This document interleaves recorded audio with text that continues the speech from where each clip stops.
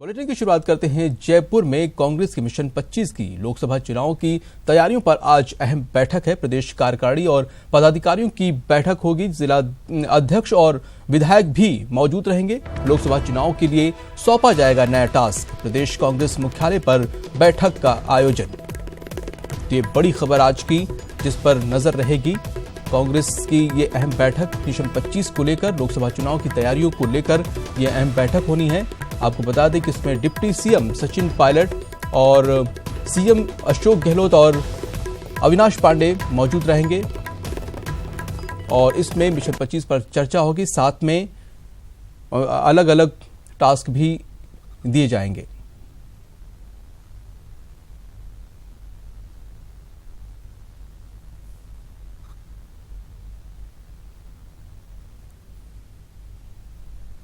तो ये बड़ी खबर, आज अहम बैठक होने जा रही है लोकसभा चुनाव की तैयारियों को लेकर।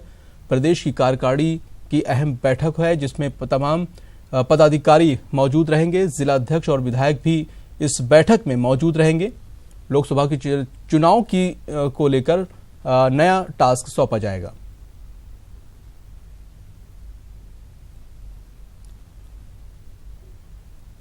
और इस खबर पर हमारे साथ जुड़े हैं गोवर्धन चौधरी, हम उनसे जानने की कोशिश करते हैं। गोवर्धन, ये बताइए कि जो अहम बैठक होने जा रही है मिशन 25 को लेकर, इसमें और क्या क्या एजेंडे हैं और क्या क्या इसमें चर्चाएं हो सकती हैं?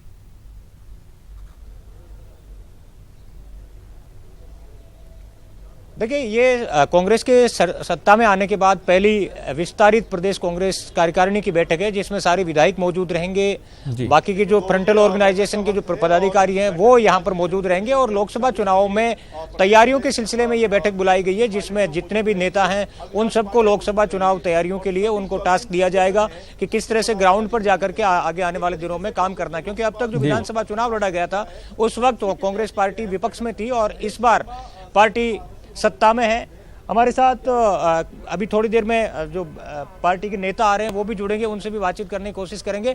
लेकिन जहां तक इसके एजेंडे की बात है तो एक सूत्री एजेंडा है लोकसभा चुनाव में कैसे मिशन 25 को कामयाब किया जाए। 25 सीटें जीतने का टारगेट पार्टी ने रखा है, लेकिन ग्राउंड पर दिक्कतें दूसरी हैं। जो फीडबैक बैठकें हुई है पिछले दिनों में, अभी तक 19 लोकसभा क्षेत्रों की फीडबैक बैठकें सीएमआर में हो चुकी है और उनमें जो चीजें सामने आई है उनमें कई जगहों पर कार्यकर्ताओं के बीच में तालमेल का अभाव नजर आ रहा है। कई जगह पर ये डिमांड्स उठ रही हैं कि बीजेपी राज के लगे हुए जो अफसर हैं उनको हटाया जाए।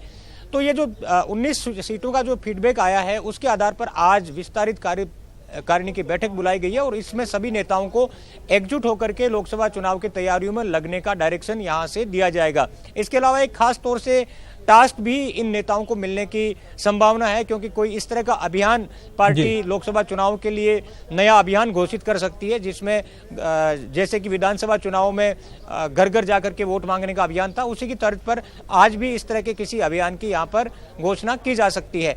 लेकिन इतना तय है कि अब लोकसभा चुनाव के लिए काउंटडाउन शुरू हो चुका है और कांग्रेस समय से पहले गोवर्धन काउंटडाउन शुरू हो चुका है। लेकिन आप जिस तरह से विधानसभा में सीटों को बंटवारे को लेकर जिस तरह से दिक्कतें आ रही थी पार्टी को, जिस तरह से रायशुमारी में तमाम टकराव सामने आ रहे थे, तो कितनी बड़ी चुनौती होगी अब लोकसभा चुनाव को लेकर?